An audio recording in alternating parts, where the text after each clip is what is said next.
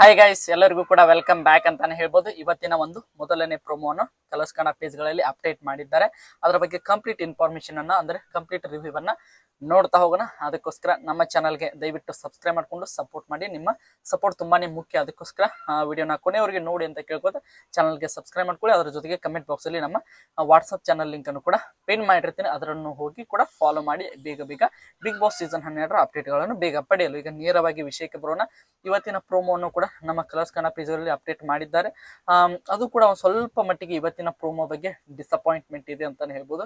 ನಾವೇನೋ ತುಂಬಾನೇ ಎಕ್ಸ್ಪೆಕ್ಟ್ ಮಾಡ್ತಾ ಇದ್ವಿ. ನಿನ್ನೆ ಒಂದು ಎಪಿಸೋಡ್ ಸಖತ್ತಾಗಿ ಮೂಡಿ ಬಂದಿತ್ತು. ಅದ್ರ ಬಗ್ಗೆ ಮುಂದಿನ ವಿಡಿಯೋದಲ್ಲಿ ನಿಮಗೆ ರಿವ್ಯೂ ಮಾಡಿ ತಿಳಿಸ್ಕೊಡ್ತಾ ಹೋಗ್ತಾ. ಈಗ ಒಂದು ಇಂಟ್ರೆಸ್ಟಿಂಗ್ ಆಗಿರುವಂತಹ ಪ್ರೋಮೋನು ಇವತ್ತು ನಾವು ಎಕ್ಸ್ಪೆಕ್ಟ್ ಮಾಡ್ತಾ ಇದ್ವಿ. ಆದ್ರೆ ಯಾವುದೇ ರೀತಿಯಾಗಿ ಪ್ರೋಮೋ ತರಾನು ಅಲ್ಲ ಅಂತಾನೆ ಹೇಳ್ಬೋದು. ಒಂದು ಗ್ಲಿಮ್ಸ್ ಅಪ್ ರೀತಿಯಾಗಿ ಇರುವಂತ ಒಂದು ಪ್ರೋಮೋವನ್ನು ಬಿಟ್ಟಿದ್ದಾರೆ ಅಂತಾನೆ ಹೇಳ್ಬೋದು.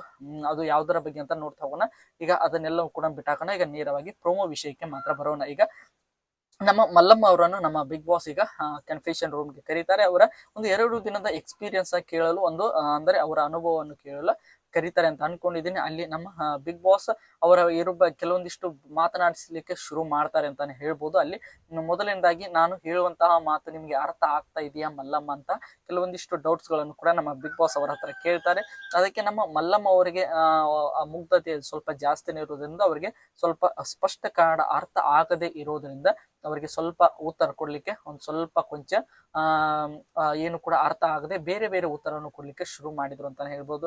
ನಮ್ಮ ಬಿಗ್ ಬಾಸ್ ಜೊತೆಗೆ ಅವರ ಮಾತುಕತೆ ಶುರು ಆಯ್ತು. ಅದಾದ ನಂತರ ಇವ್ರು ಕೇಳೋದೇ ಒಂದು, ನಮ್ಮ ಬಿಗ್ ಬಾಸ್ ಅವರ ಹೇಳೋದೇ ಒಂದು ಆಗ್ತಾ ಹೋಗಿತ್ತು.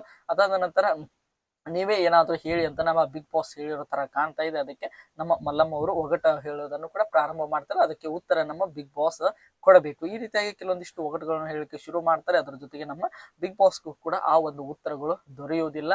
ಅದಕ್ಕೋಸ್ಕರ ನಮ್ಮ ಬಿಗ್ ಬಾಸ್ ಕೂಡ ಹೇಳ್ತಾರೆ, ನನ್ನ ಮನೆಯಲ್ಲಿ ನನ್ನನ್ನೇ ಮಾತನಾಡದೆ ಇರೋ ರೀತಿಯಾಗಿ ನೀವು ಮಾಡಿಬಿಟ್ರಿ ಮಲ್ಲಮ್ಮ ಅಂತ ಹೇಳಿ ಒಂದು ರೀತಿಯಾಗಿ ಫನ್ ವೇಯಲ್ಲಿ ಇದನ್ನು ಕನ್ವೆ ಮಾಡ್ತಾರೆ ಅಂತಾನೆ ಹೇಳ್ಬೋದು. ಅಷ್ಟೊಂದು ಕೇವಲ ಒಂದು 20 ರಿಂದ 25 ಸೆಕೆಂಡ್ ಇರುವಂತಹ ಪ್ರೋಮೋ ಅಂತಾನೆ ಹೇಳ್ಬೋದು.